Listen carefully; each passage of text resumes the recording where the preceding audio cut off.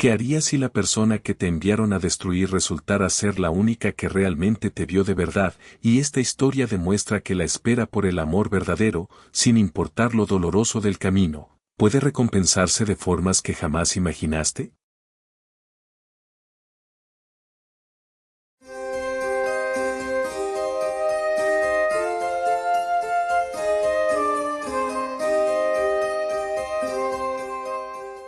La declaración estaba destinada a durar 40 minutos.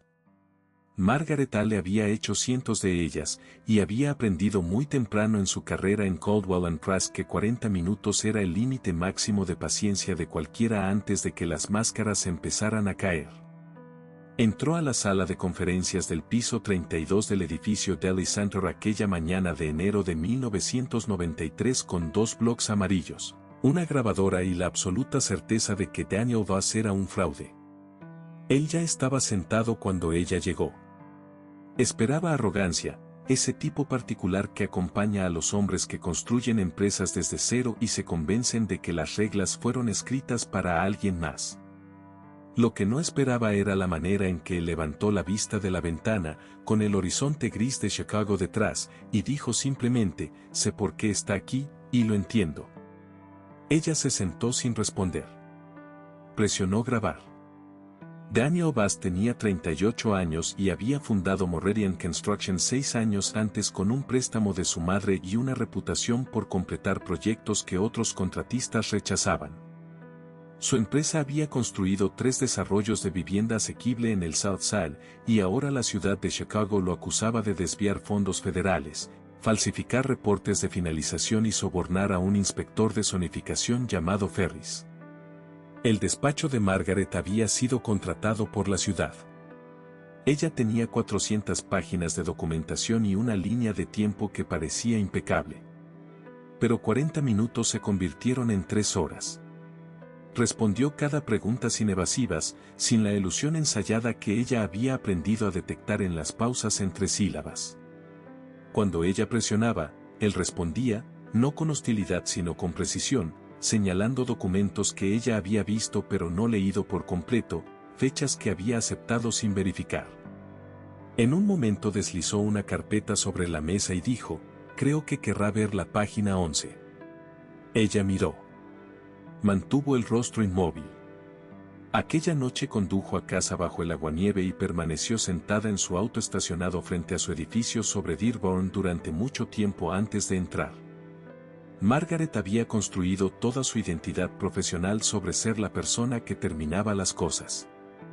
Había crecido siendo hija de una bibliotecaria de preparatoria en Evanston que recortaba cupones del supermercado y planchaba sus blusas de trabajo la noche anterior, y antes de cumplir 12 años había entendido que la distancia entre su vida y otro tipo de vida estaba hecha enteramente de esfuerzo constante. Se graduó como la mejor de su generación en Northwestern Law. Nunca había perdido un caso en el que creyera de verdad. El problema empezaba a formarse al fondo de su mente como una grieta en el pavimento helado, lenta y ensanchándose, ya no estaba segura de creer en este. Las declaraciones continuaron 2 veces por semana durante febrero. Se dijo a sí misma que estaba siendo minuciosa. Se dijo que las sesiones adicionales estaban justificadas procesalmente. Su socio supervisor, un hombre compacto y eficiente llamado Aldridge, le preguntó una vez por qué el caso estaba tardando tanto, y ella respondió que el acusado era inusualmente organizado, lo cual era cierto, y no dijo nada más. Daniel llevó café la tercera semana. Dejó una taza junto a su grabadora sin hacer comentarios, y ella no le dio las gracias ni lo bebió hasta que él apartó la mirada, y entonces tomó la mitad de un trago largo porque llevaba despierta desde las 5. Aprendió cosas sobre él como aprendía todo, primero a través de la documentación y luego por inferencia. Había crecido en Pilsen. Su padre había muerto en una obra cuando Daniel tenía 9 años, un fallo de andamios, un contratista que había recortado gastos en equipo de seguridad.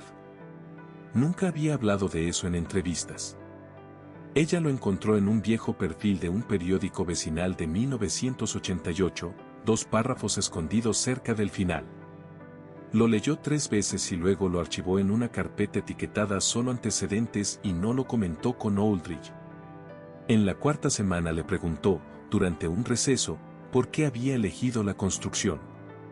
Él la miró un momento, como si estuviera decidiendo algo. Después dijo, porque quería construir cosas que resistieran. Ella no escribió nada. Era finales de marzo cuando encontró los registros de pagos a Ferris, los que su propio equipo había señalado como prueba de soborno. Ya los había visto antes y había aceptado la interpretación sin profundizar más porque la línea de tiempo encajaba y porque Aldrich había dicho que estaba claro.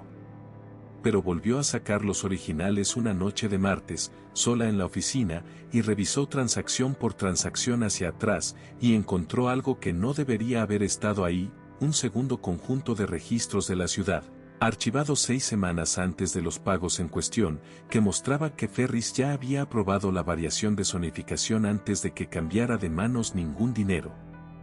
El pago no había comprado la aprobación.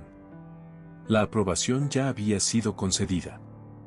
El pago era otra cosa, y ella permaneció en su escritorio hasta medianoche leyendo todo otra vez desde el principio, y cuando apagó su lámpara entendió que el caso que la ciudad había construido no era un caso. Era una historia contada al revés desde una conclusión que alguien ya había elegido. No durmió. La casi separación no surgió de un malentendido entre ellos sino de la estructura del mundo en el que ambos estaban atrapados. Margaret acudió a Aldrich a la mañana siguiente y expuso lo que había encontrado. Fue cuidadosa y precisa y observó cómo el rostro de él se cerraba de la manera en que los rostros se cierran cuando un problema se vuelve incómodo. Él le dijo que la interpretación era defendible. Le dijo que la ciudad necesitaba que el caso siguiera adelante por razones que iban más allá de los detalles de la documentación. Le dijo que era joven y que su criterio, aunque admirable, quizá no estaba suficientemente calibrado para las realidades políticas de los litigios municipales. En ese momento comprendió que le estaban pidiendo que fuera un tipo de abogada distinto del que siempre había creído ser. Llamó a Daniel aquella noche desde un teléfono público a 2 cuadras de su oficina, de pie en el frío con el abrigo abierto porque había salido del edificio sin detenerse siquiera a abotonárselo. Le dijo que necesitaba hablar con él fuera de cualquier procedimiento formal. Él respondió, lo sé. Dime dónde. Se encontraron en un restaurante sobre Michigan Avenue que estaba casi vacío un miércoles por la noche. Ella colocó los documentos sobre la mesa y explicó lo que había descubierto, despacio y sin dramatismo, porque los hechos ya eran suficientemente dramáticos por sí solos. Él escuchó sin interrumpir.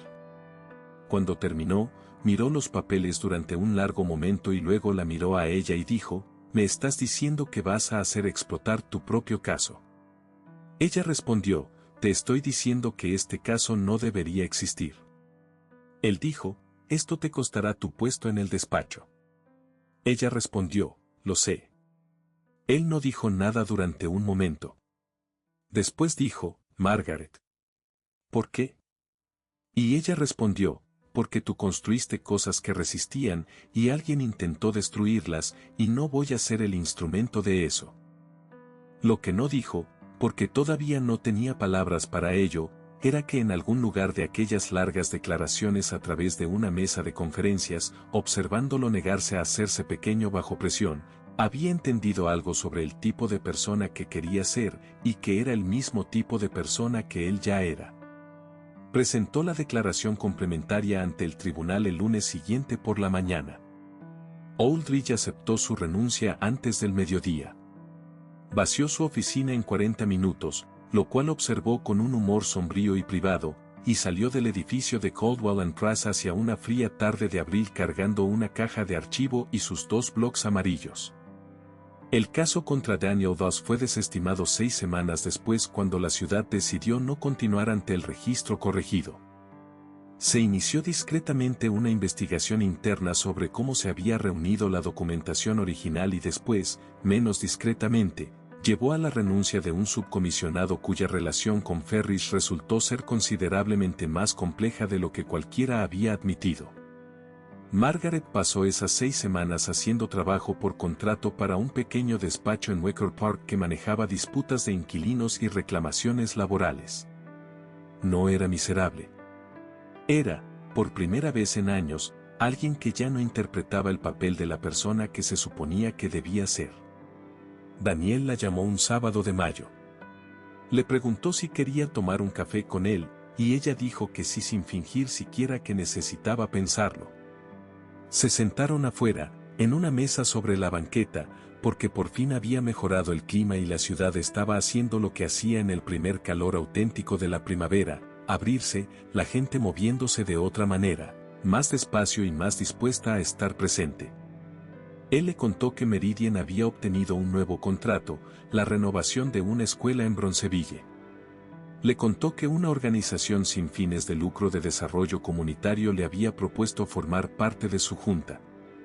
Le contó que su madre había llorado cuando el caso fue desestimado, y era la primera vez que mencionaba a su madre y ella lo entendió como una forma de confianza.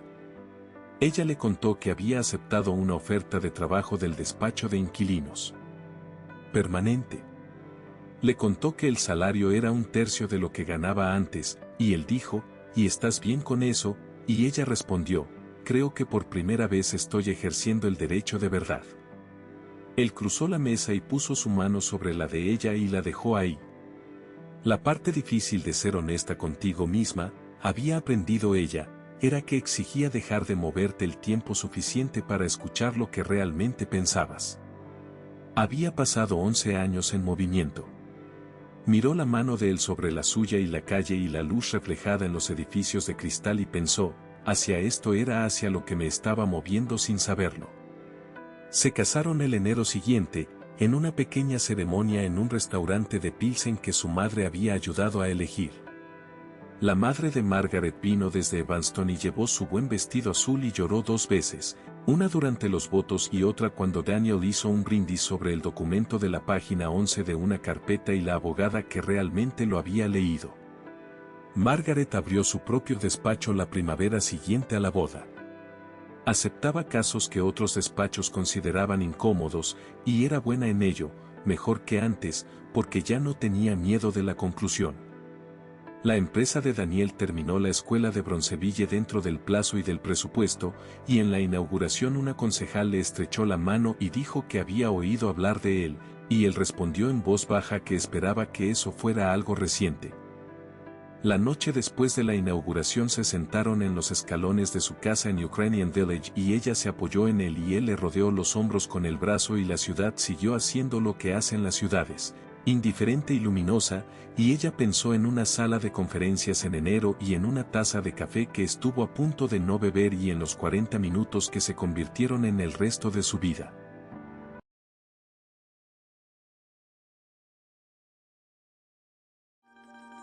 ¿Le gustó la historia de hoy?